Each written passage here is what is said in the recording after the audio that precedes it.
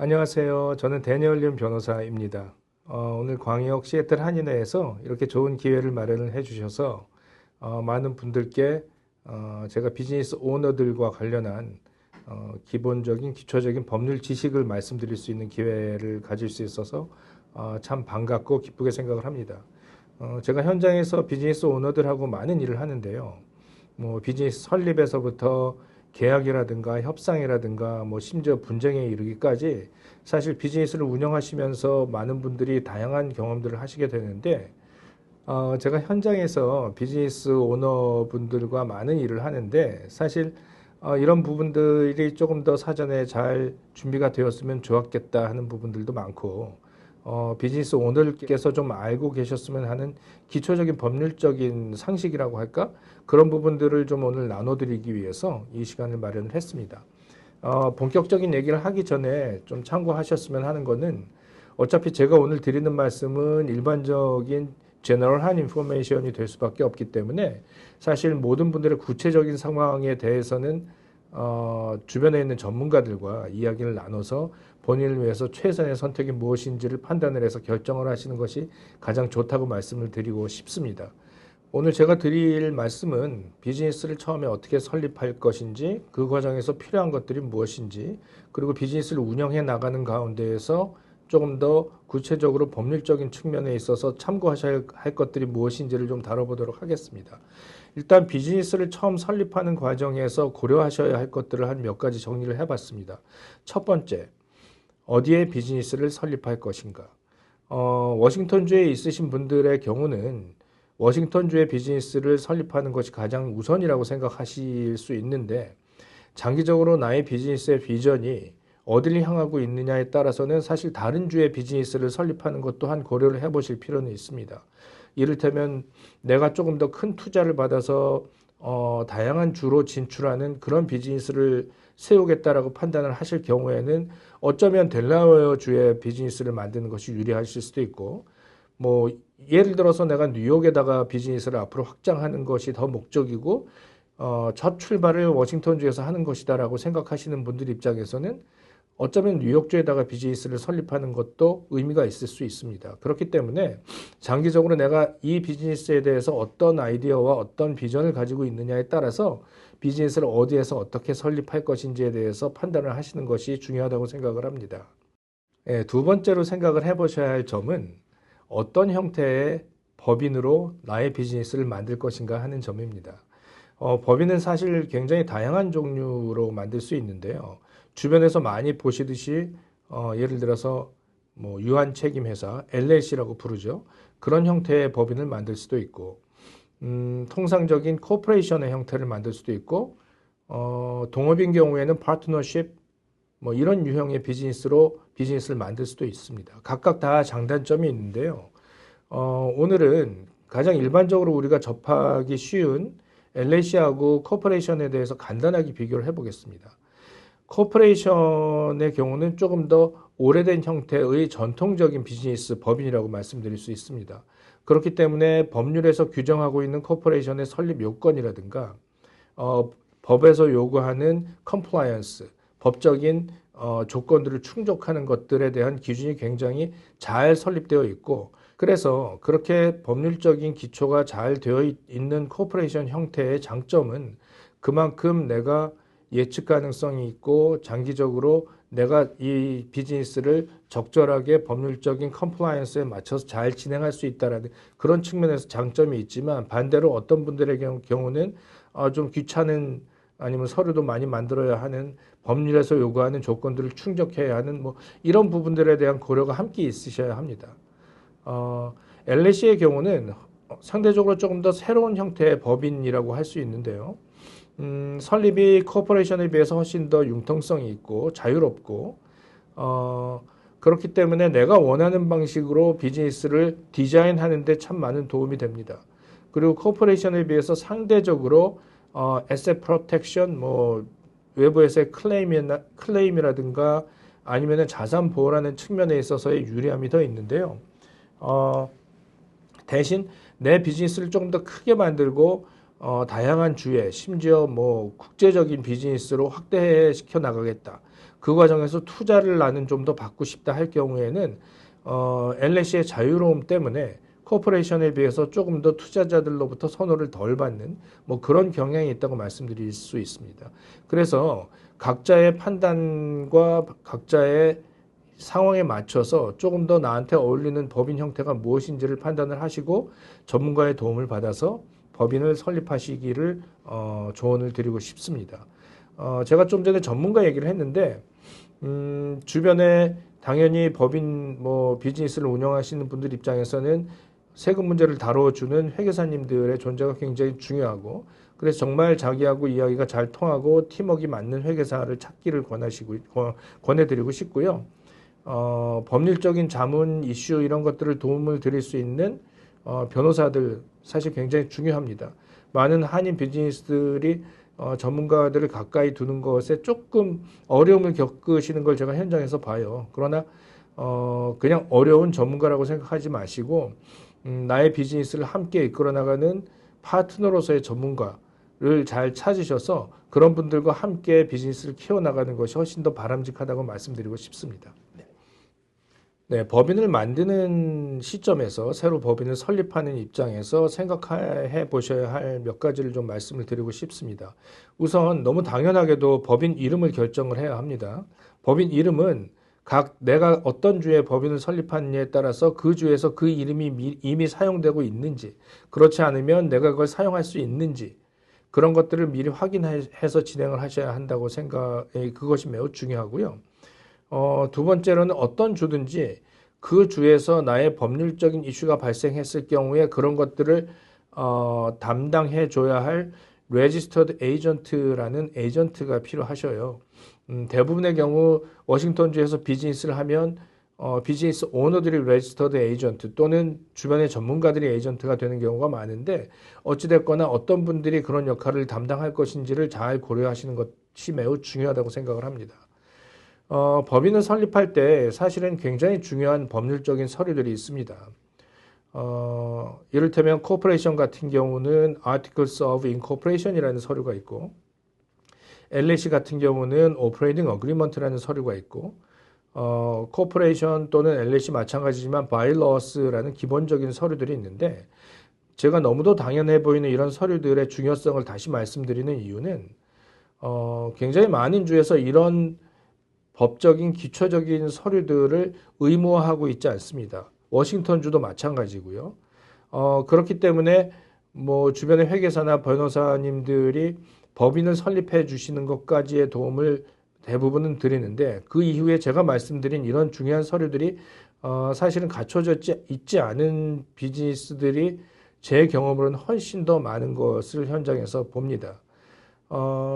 처음에 설립하는 과정에 귀찮음이나 번거로움을 없앤다는 의미에서 이런 서류들을 실제로 마련하지 않는 거는 의미가 있을지 모르겠는데 사실은 Articles of Incorporation이나 Operating Agreement 이런 것 등등은 이를테면 나라의 비유를 하자면 뭐 헌법, 법률 이런 것들을 미리 사전에 잘 어떻게 나는 이 비즈니스를 꾸려 나갈 것인가에 대해서 스스로와 혹시 동업 관계라면 파트너와 약속해 놓은 그런 의미를 갖기 때문에 사실은 뭐 한 국가가 법률이 없으면은 효과적이고 약속된 운영이 잘 안 된다고 우리 짐작할 수 있는 것처럼 사실은 비즈니스도 마찬가지입니다.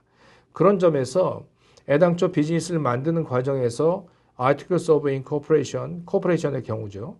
그리고 LLC의 경우는 말씀드린 대로 Operating Agreement 이런 것들을 반드시 잘 설립을 해 놓으시기를 추천을 드립니다. 바일러라는 서류도 있는데요. 코퍼레이션의 경우 Articles of Incorporation하고 바일러를 비교한다면 아티클은 사실은 출생증명서에 비유할 수 있습니다. 이를테면 내 비즈니스의 이름은 무엇인지, 내 비즈니스의 로케이션은 어떻게 되는지, 어떤 목적으로 이 비즈니스를 만드는지, 아까 말씀드린 레지스터드 에이전트는 누구로 정해서 출발을 할 것인지 이런 아주 기초적인 토대를 만드는 그런 의미를 갖고 있다라고 이해를 한다면 바일러 같은 경우는 예를 들어서 내 비즈니스의 의결권을 어떻게 행사할 것인지, 임원들을 어떻게 구성할 것인지, 보드를 어떻게 구성할 것인지, 거기에서 몇 퍼센트가 의사 정족수를 충족할 것인지, 또 주식은 어떤 형태로 발행할 것인지, 뭐 이런 등등의 비즈니스의 운영과 관련한 굉장히 중요한 내용들을 담고 있어야 합니다.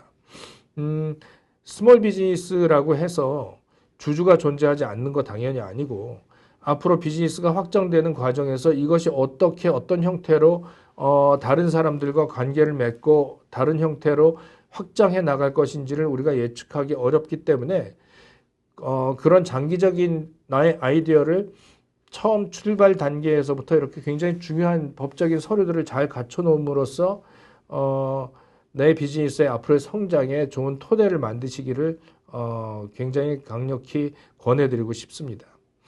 또 하나 코퍼레이션 이 LH도 마찬가지인데요. 사실은 의사결정 과정이 법인은 내 개인이 100% 오너라 하더라도 법인은 법인으로서의 의사결정 과정이 굉장히 중요합니다. 그렇기 때문에 어떤 의사가 어떤 의견을 어떻게 결정을 했고 그것이 어떻게 의결되었는지 이런 것들이 사실은 매 중요한 포인트 때마다 기록으로 남겨져서 그것이 나중에 우리가 이 법인의 히스토리를 파악하는 것뿐만 아니고 외부적인 관계와 계약 관계나 아니면 뭐 은행이나 금융기관과의 관계에 있어서 이런 것들을 구체적으로 보여줄 수 있는 것이 내 비즈니스의 확장성을 더 확실하게 한다는 측면에서는 참 많이 굉장히 중요한 의미가 있습니다.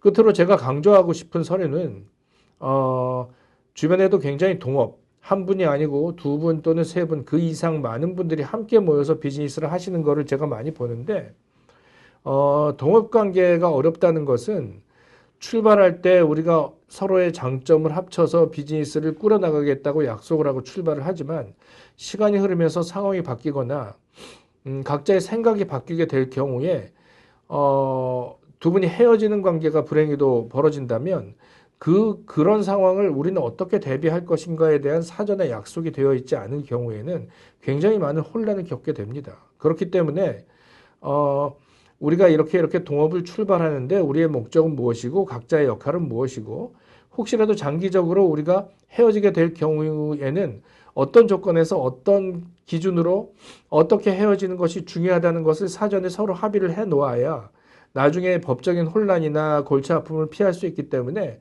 만약에 두 분 또는 세 분 이상의 많은 분들이 함께 비즈니스를 꾸려나가는 입장이라면 Buy-Sell Agreement라고 불리는 굉장히 동업관계에서 중요한 서류를 함께 갖춰 놓으시기를 추천드립니다. 네, 이번에는 법인 설립 이후에 간단하게 법인을 운영해 나가는 과정에서 행정적으로 필요한 것들을 그냥 간단하게 짚어보도록 하겠습니다. 일단 당연히 비즈니스를 만들면 비즈니스가 만들어졌다는 비즈니스 서티피케이트이 있을 거고요. 비즈니스는 당연히 프로핏을 만들기 위해서 운영되는 조직이기 때문에 당연히 세금 보고를 위한 tax ID, EIN 넘버라고 보통 부르죠.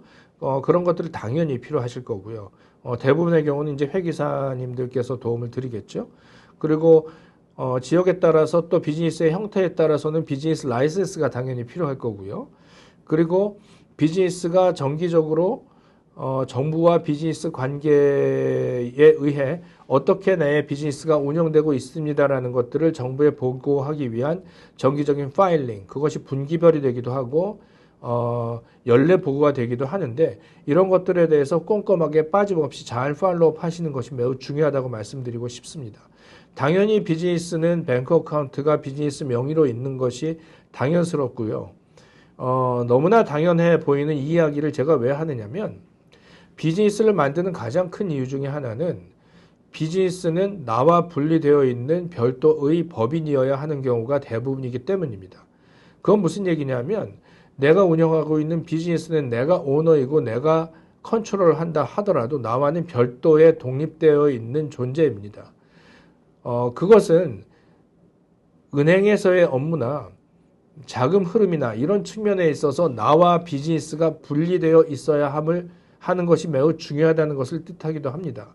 그 얘기를 왜 드리느냐면 이렇게 분리되어 있지 않고 내 개인 계좌에 있는 돈이 비즈니스에 특별한 근거 없이 들어간다든가 반대로 비즈니스 계좌에서 내 계좌로 특별한 근거 없이 돈이 오가는 경우에 이것이 나중에 세금적인 문제를 발생시키기도 하고 또는 법적인 문제가 발생했을 경우에 비즈니스 내부에서 해결되지 못하고 나의 다른 개인 재산에까지 채무자 또는 클레임을 주장하는 사람들이 공격해 올 수 있기 때문에 그런 면에서 나하고 비즈니스를 철저하게 분리해서 특히 자금이라는 측면에서 금융계좌라는 측면에서 잘 분리해서 운영하시기를 권해드리는 말씀에서 생각해서 이런 말씀을 드립니다. 끝으로 세금 보고인데요. 뭐 세금 보고는 회계사님들께서 주로 늘 잘 도움을 드리기 때문에 회계사님들의 영역이긴 하지만 때로는 세금 부담이 큰 경우에 어떻게 하면 세금을 줄일 수 있을 것인가, 뭐 텍스 플래닝이라고 할까요? 텍스 세이빙 스트래터지라고 할까요? 이런 것들에 대한 아이디어들이 필요한 경우도 종종 있습니다. 그런 경우에 대비해서 비즈니스 운영과 관련해서 회계사님뿐만 아니고 또 다른 전문가들, 뭐 이를테면 변호사 아니면은 뭐 금융 전문가 이런 분들과 함께 이야기를 해 나가는 것이 전체적으로 tax efficient, 뭐 효율적인 세금 관리를 하는 그런 좋은 비즈니스로서 운영될 수 있는 그런 기초를 놓는 방향이라고 말씀드리고 싶습니다. 네. 이번에는 이제 비즈니스 운영과 관련한 몇 가지 좀 생각해 보셔야 할 내용들을 좀 말씀을 드리고 싶습니다. 비즈니스는 워낙에 종류가 다양하고 비즈니스의 형태가 다양하기 때문에 일괄적으로 이것만이 중요하다라고 말씀드릴 수는 없습니다. 그러나, 일반적인 차원에서, 비즈니스 오너와 제가 일하면서 항상 느끼는 공통적인 사례는 비즈니스를 운영하는 분들이 항상 계약에 약하다는 것입니다. 계약이란 나하고 또 다른 당사자 간에 무엇인가를 함께 하고자 할 때의 약속이거든요. 그리고 그 약속이 구체적으로 문서로 남겨지지 않으면 그 약속의 확실함 또한 떨어질 수밖에 없거든요. 그런데 사실은 한인 비즈니스 오너들께서 이 부분에 굉장히 많이 약하십니다. 구두 약속에 의존한다든가 서류가 존재하지 않는다든가 전에 그런 얘기 했는데 지금 이런 얘기를 하지 않았느냐 하고 얘기가 바뀐다든가 이런 모든 것들이 전부 다 사실은 장기적인 분쟁의 원인이 되거든요. 그리고 그런 분쟁이 발생했을 경우에 이를테면 뭐 저희 사무실에 찾아와서 이런 문제 해결해 주셔야 하는 경우 제가 정말 많이 보는데 사실은 저한테 찾아오는 그 많은 문제들의 거의 대부분은 애당초 적절하고 확실한 계약이 존재했었으면 발생하지 않았을 그런 문제들인 경우가 대부분입니다. 다시 한번 강조드리지만 어떤 비즈니스 액션을 취함에 있어서 문서화되어 있는 계약의 존재는 매우 중요합니다. 그렇기 때문에 비즈니스 파트너가 됐건 아니면 내가 세를 들어 있는 건물의 건물주와의 리스 계약이 되었건 아니면 동업자와의 파트너십 계약이 되었건 어떤 형태의 계약이건 간에 내가 원하는 바가 적절하게 반영되어 있는 계약을 만들어서 그것을 상호 사인해서 뭐 가급적이면 공증까지 하면 더 좋겠죠. 그래서 법적으로 효력을 가질 수 있는 그런 적절한 계약을 만들어서 함께 합의하에 진행하는 것이 매우 중요하고 그런 것들이 누락되었을 때 발생하는 그런 다양한 문제들로부터 스스로를 보호할 수 있다고 생각하시는 것이 매우 중요합니다. 또 하나는 한인 비즈니스 오너들이 공통적으로 갖고 있는 경영 중에 하나는 그저 주어진 계약서에 사인하는 것이 나의 역할이다라고 생각을 하는 겁니다.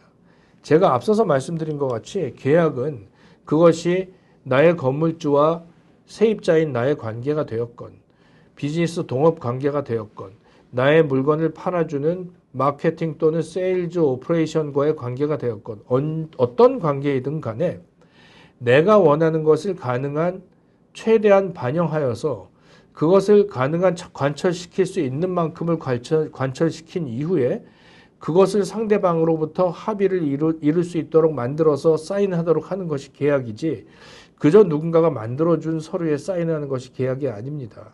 근데 말씀드린 대로 한인분들은 굉장히 많은 경우에 그냥 뭐 이를테면 리스 어그리먼트 우리 건물주가 주셨어요. 그냥 사인을 할게요. 이런 식의 마인드셋을 갖고 계신 걸 제가 현장에서 아주 많이 봅니다. 이야기하실 필요가 있으면 이야기하셔야 합니다. 그리고 내 생각에 이게 부당하다고 생각되거나 동의할 수 없는 부분들이 있으면 대화를 통해서 진행을 하십시오. 그리고 나 혼자 이걸 진행해서 대화하는 것이 어렵다고 생각이 드신다면 주변에 있는 전문가들의 도움을 받으시고, 그것이 변호사일 수도 있고 그것이 회계사일 수도 있는데, 전문가들과 함께 의논을 해서 내 의견이 적절하게 잘 반영되어 있는 그런 계약을 만드십시오. 그래야 내 비즈니스가 앞으로 더 성장하고 내가 이걸 잘 운영해 나가는 과정에서 발생하는 많은 문제들을 해결하실 수가 있을 겁니다. 네. 네, 이번에는 비즈니스 오너가 비즈니스를 운영하시면서 생각해 보셔야 할 몇 가지 중요한 포인트들을 또 말씀드리고 싶은데요. 일단 첫 번째는 고용 문제입니다.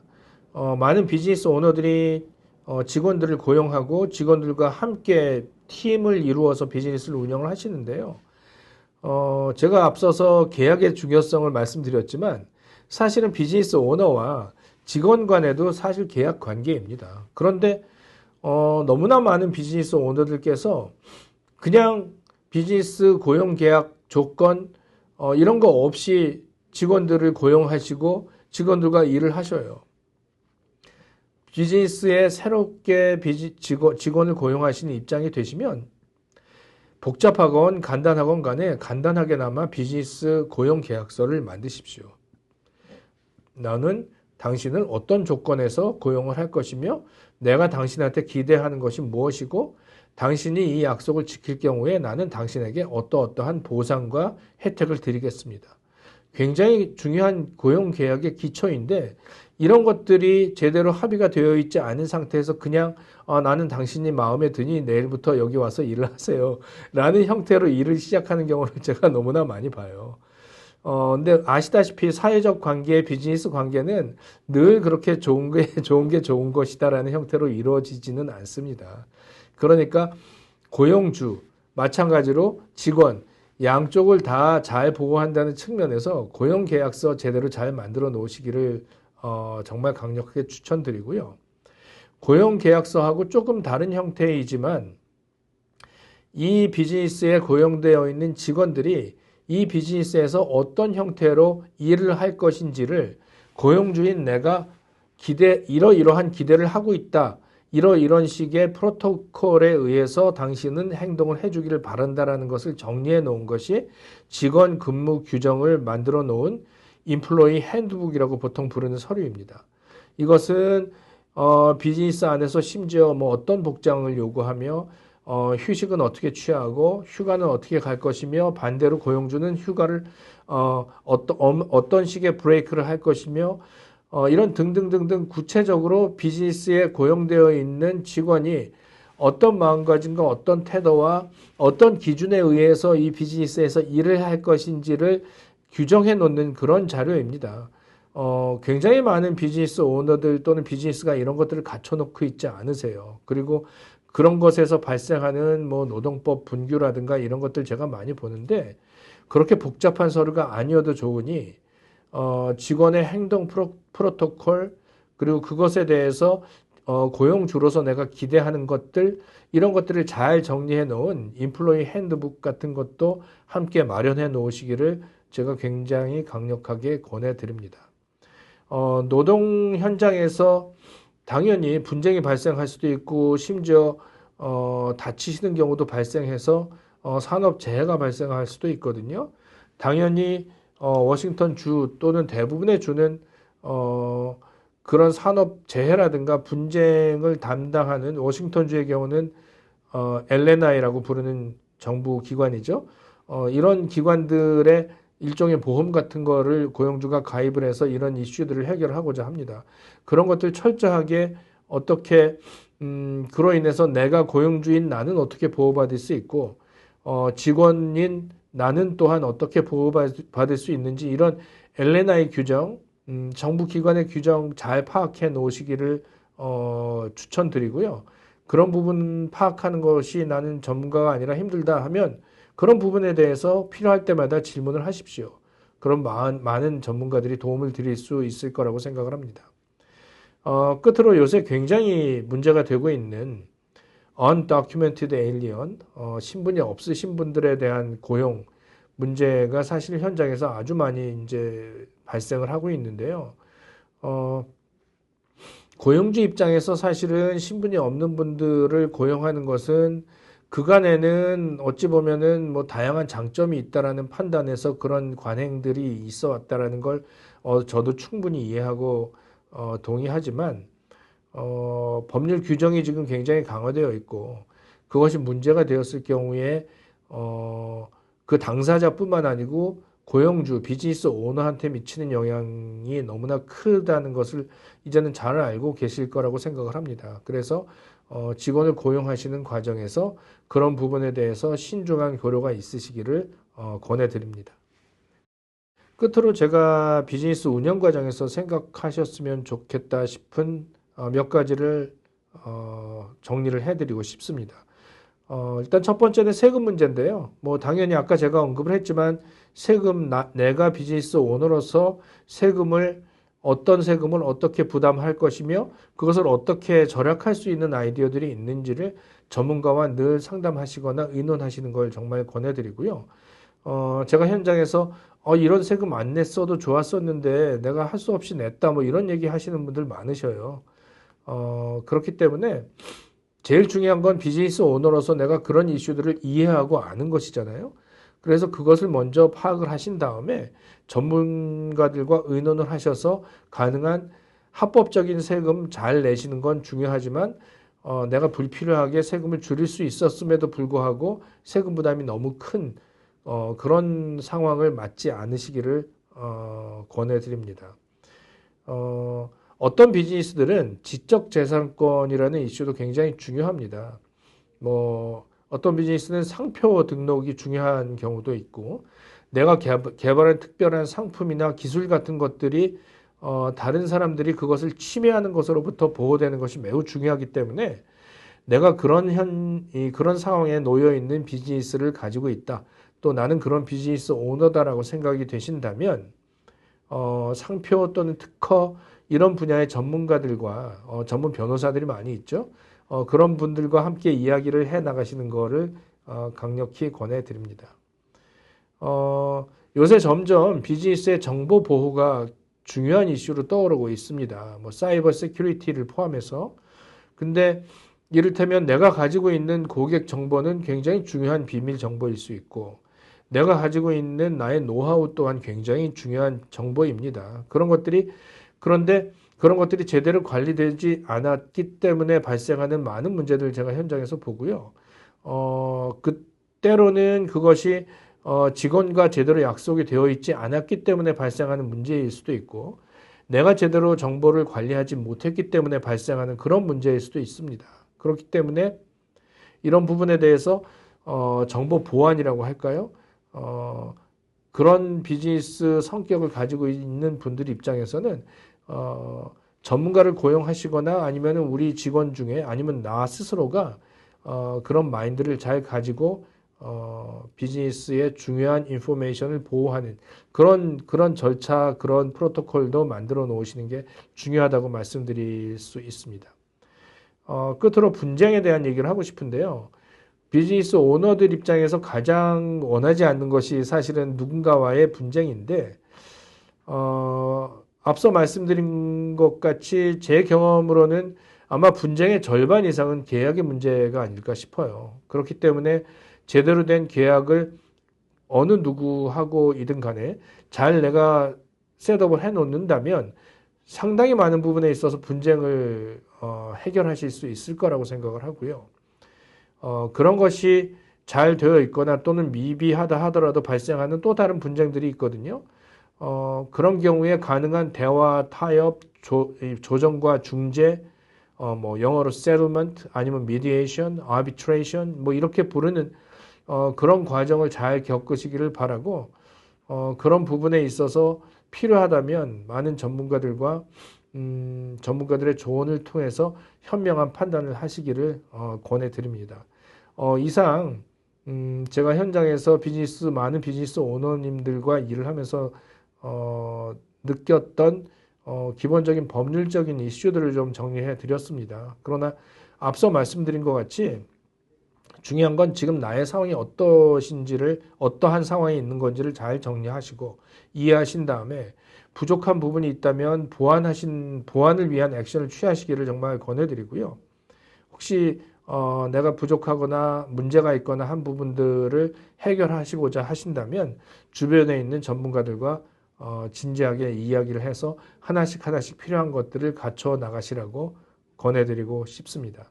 오늘 이런 기회에 많은 분들과 이런 이야기를 나눌 수 있게 되어서 진심으로 감사드립니다. 감사합니다.